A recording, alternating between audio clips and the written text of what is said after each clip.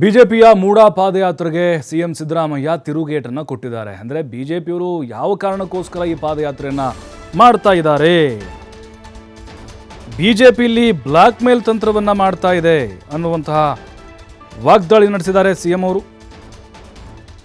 ಇಲ್ಲದ ಹಗರಣವನ್ನ ಬಿಜೆಪಿಯವರು ಸೃಷ್ಟಿ ಮಾಡ್ತಾ ಇದ್ದಾರೆ, ಅಂದರೆ ಸುಳ್ಳು ಹೇಳಿ ಸತ್ಯ ಅಂತ ಬಿಂಬಿಸೋಕೆ ಹೊರಟಿದ್ದಾರೆ. ಮೂಡಾ ಹಗರಣವನ್ನ ನ್ಯಾಯಾಂಗ ತನಿಖೆಗೆ ನಾನು ಆಲ್ರೆಡಿ ಒಪ್ಪಿಸಿದ್ದೇನೆ. ಇವರ ಅವಧಿಯಲ್ಲಿ ಎಷ್ಟು ಭ್ರಷ್ಟಾಚಾರ ನಡೆದಿದೆ ಗೊತ್ತಾ? ಕೋವಿಡ್ ಸಮಯದಲ್ಲಿ 4,000 ಕೋಟಿ ನುಂಗಿ ನೀರು ಕುಡಿದ್ರು. ಇವರ ಅವಧಿಯಲ್ಲಿ ಒಂದಾದರೂ ಕೇಸನ್ನ ಸಿಬಿಐ ಕೊಟ್ಟಿದ್ದಾರಾ? ಪಾದಯಾತ್ರೆ ಮಾಡೋದಾದ್ರೆ ಮಾಡಲಿ, ನಾವು ಅದನ್ನು ಎದುರಿಸ್ತೇವೆ. ಮೈಸೂರಿನಲ್ಲಿ ಸಿಎಂ ಸಿದ್ದರಾಮಯ್ಯ ಬಿಜೆಪಿ ನಾಯಕರಿಗೆ ಈಗ ಈ ಸವಾಲನ್ನು ಹಾಕಿದ್ದಾರೆ.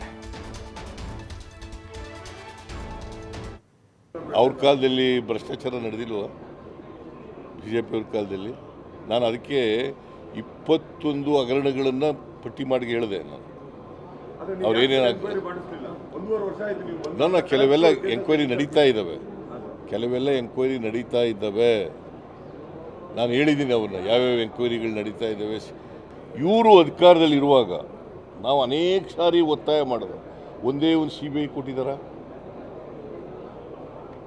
ಒಂದೇ ಒಂದು ತೋರಿಸ್ಬಿಡ್ಲಿ ನನಗೆ.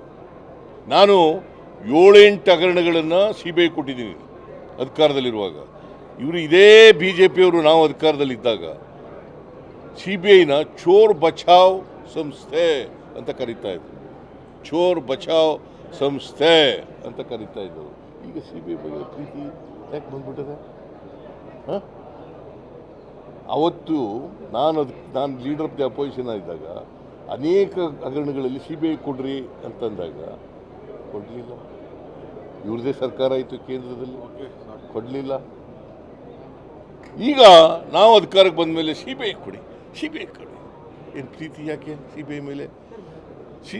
I will show you the record, document ಹೇಳಿ ತೋರಿಸ್ತೀನಿ ನಾನು. ಚೋರ್ ಬಚಾವ್ ಇನ್ಸ್ಟಿಟ್ಯೂಷನ್ ಏನು ಈಗ ಅಲ್ಲಿ ಮೂಡಾದಲ್ಲಿ ಏನಿದೆ ಬ್ಲ್ಯಾಕ್ ಸ್ಪಾಟ್.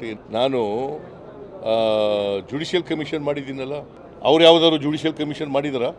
ಯಾವಾಗಲಾದ್ರೂ ಯಾವತ್ತಾದ್ರೂ ಒಂದು ಜುಡಿಷಿಯಲ್ ಕಮಿಷನ್ ಮಾಡಿದ್ರೆ ತೋರಿಸ್ತೀನಿ ನೋಡಿ.